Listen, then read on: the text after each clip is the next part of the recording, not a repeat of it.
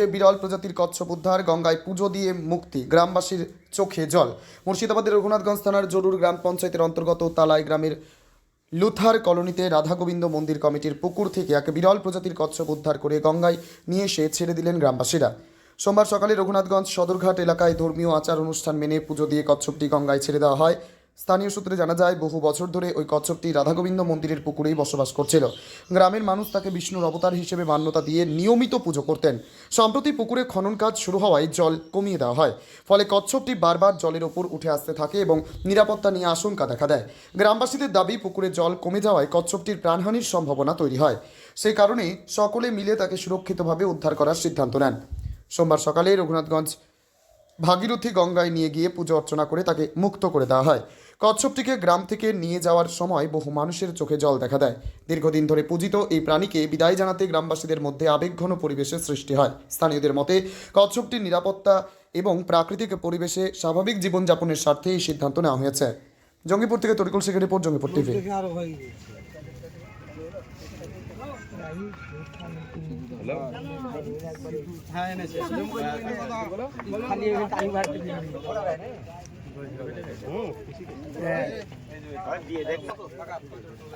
চন্দন বসো।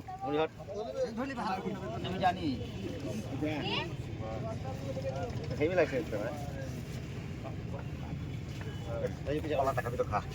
খাইয়ে দেন।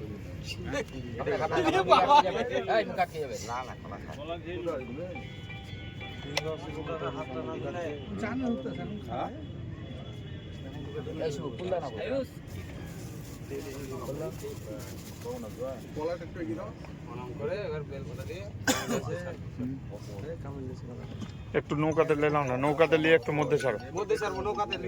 এমনি চলে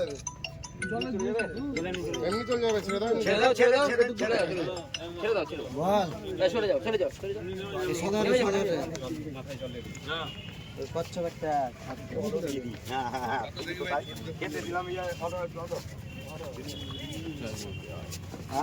জল ঠিক না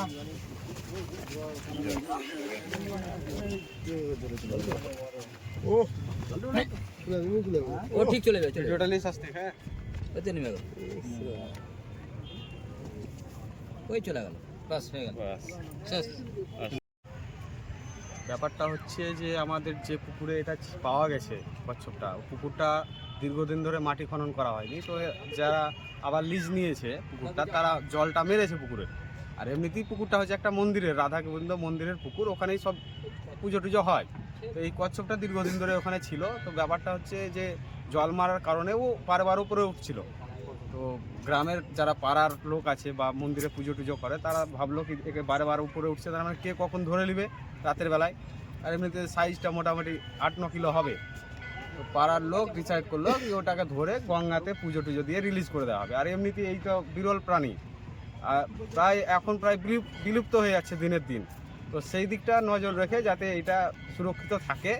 এবার পাড়া গ্রামে হয়তো এক পুকুর থেকে আরেক পুকুরে ছাড়বে, সেখানে হয়তো আবার কে কি করবে, কে ঢিল মারবে, কে কি করবে, আবার ধরে নিতে পারে। তার জন্য এটাকে আমি থানাতেও ফোন করেছিলাম, তো বললো কি না ঠিক আছে, এটা ভালো কাজ, আপনারা এটাকে রিলিজ করে দেন। ওই জন্য আজকে গঙ্গাতে রিলিজ করে দেওয়া হলো। আর এমনিতেই আমাদের হিন্দু শাস্ত্র অনুযায়ী এটাকে ভগবান হিসাবে মানা হয়, তার জন্য পুজো টুজো দিয়ে ছাড়া হলো আজকে। কোথায় ছাড়লেন, কোথায়? গঙ্গা সদরঘাটে। কেমন লাগছে? খুব ভালো লাগছে, খুব ভালো লাগছে। একটা প্রাণীকে আমরা ওখান থেকে এনে এখানে সুরক্ষিতভাবে গঙ্গায় ছাড়তে পারলাম, ভালো লাগছে। আপনার নাম? চন্দন সরকার, বাড়ি কোথায়? তালায়।